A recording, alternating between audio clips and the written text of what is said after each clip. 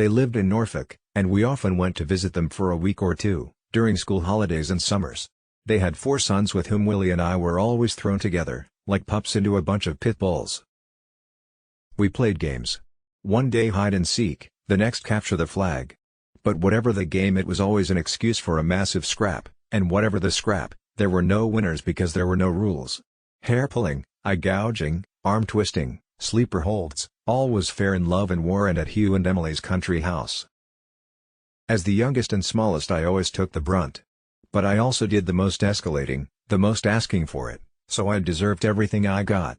Black eye, violet welt, puffed lip, I didn't mind. On the contrary.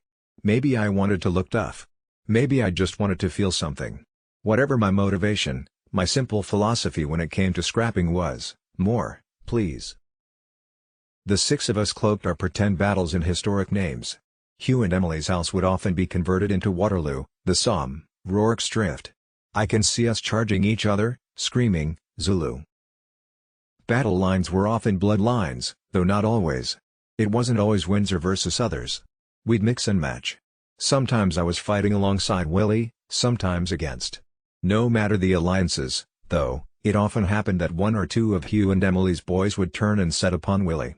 I'd hear him crying out for help and down would come the red mist, like a blood vessel bursting behind my eyes. I'd lose all control, all ability to focus on anything but family, country, tribe, and hurl myself at someone, everyone. Kicking, punching, strangling, taking out legs. Hugh and Emily's boys couldn't deal with that. There was no dealing with it. Get him off, he's mad. Over time the scraps became more pitched. Small arms fire was introduced. We'd hurl Roman candles at each other, make rocket launchers from golf ball tubes, stage night battles with 2 of us defending a stone pillbox in the middle of an open field. I can still smell the smoke and hear the hiss as a projectile rocketed towards a victim, whose only armor would be a puffer jacket, some wool mittens, maybe some ski goggles, though often not. Our arms race accelerated. As they do. We began to use BB guns. At close range. How was no one maimed? How did no one lose an eye? One day all 6 of us were walking in the woods near their house, looking for squirrels and pigeons to cull. There was an old Army Land Rover. Willie and the boys smiled. Harold, jump in, drive away, and we'll shoot you. With what? Shotgun. No, thanks. We're loading. Either get in and drive or we shoot you right here.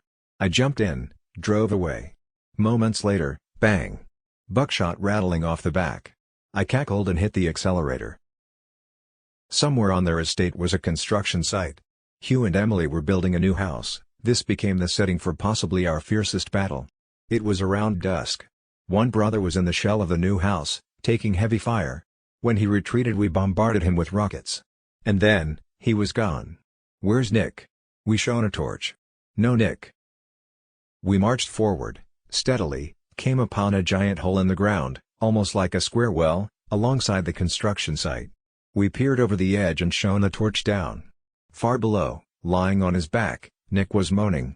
Damned lucky to be alive, we all agreed. What a great opportunity, we said. We lit some firecrackers, big ones, and dropped them down into the pit.